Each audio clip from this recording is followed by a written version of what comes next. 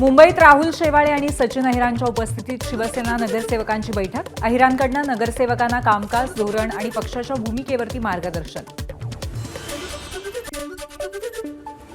अक्कलकोट विधानसभा मतदारसंघाचे आमदार सचिन कल्याण शेट्टी यांना मारण्यासाठी त्यांच्याच वाहन चालकाला पैशाचं आमिष देण्याचा प्रयत्न। वाहन चालक आनंद सुरवसे यांच्या तक्रारीवरून श्रीशैल हुळ्ळी आणि त्याचा साथीदार फुलारीच्या विरोधामध्ये पोलीस ठाण्यामध्ये गुन्हा दाखल। मालेगाव शहरातल्या खड्ड्यांच्या निषेधार्थ सार्वजनिक सुविधा समितीचं मनपा प्रशासनाच्या विरोधात भीक मागू आंदोलन। भीक मागून जमा झालेली रक्कम आयुक्तांना देणार। पालघर जिल्ह्यातल्या विविध मागण्यांसाठी मार्क्सवादी कम्युनिस्ट पक्ष, अखिल भारतीय किसान सभा, आदिवासी अधिकार राष्ट्रीय मंच यांच्यासह विविध संघटनांचं रास्ता रोको आंदोलन। या आंदोलनामुळे काही काळ वाहतुकीवर परिणाम। भारत छोडो आंदोलन दिनाचं औचित्य साधत गडचिरोलीमध्ये संयुक्त किसान मोर्चाचं विविध मागण्यांसाठी जिल्हाधिकारी कार्यालयावरती धडक आंदोलन। मागण्यांवर तातडीने निर्णय न घेतल्यास आंदोलन तीव्र करण्याचा इशारा। गोंदिया जिल्ह्यामध्ये सलग दुसऱ्या दिवशी दमदार पावसाची हजेरी। धान उत्पादक शेतकऱ्यांना दिलासा।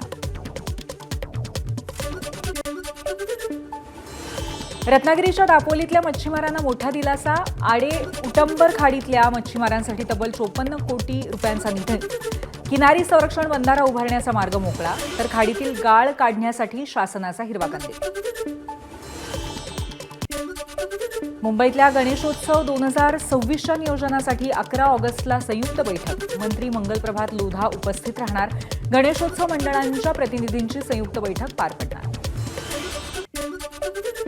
गोंदियाच्या आमगावमध्ये भव्य कावड यात्रेचं आयोजन। शिवमंदिरामध्ये कावड यात्रेचं समापन। पारंपरिक पोशाखामध्ये हातामध्ये कावड घेत शेकडो नागरिकांचा सहभाग।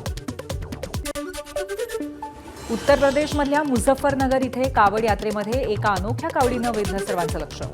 मॅक्लारेन स्पोर्ट्स कारची प्रतिकृती असलेली कावड वेधत आहे सर्वांचं लक्ष। दिल्लीतल्या नवादा गावातल्या तरुणांनी तयार केलेली कावड। हर घर तिरंगा मोहिमेअंतर्गत साताऱ्यामध्ये 10,000 तिरंग्याचं वाटप संपन्न। 15 ऑगस्टला घरावरती तिरंगा फडकवण्याचं मंत्री शिवेंद्रराजे भोसले यांचं आवाहन। वाशिममध्ये एफडीएची मोठी कारवाई। मालेगावमध्ये 19 लाखांचा गुटखा जप्त। तस्करांच्या विरोधामध्ये गुन्हा दाखल। गुटखा, सुगंधित तंबाखू आणि विविध प्रकारचे तंबाखूजन्य पदार्थ जप्त केले। बेंगळुरूमध्ये पंचतारांकित हॉटेल्सवरती मोठी कारवाई। महाराष्ट्राप्रमाणे कर्नाटकमध्ये सुद्धा मुंडे इफेक्ट। मुदत संपलेलं दूध, बुरशी लागलेल्या भाज्या।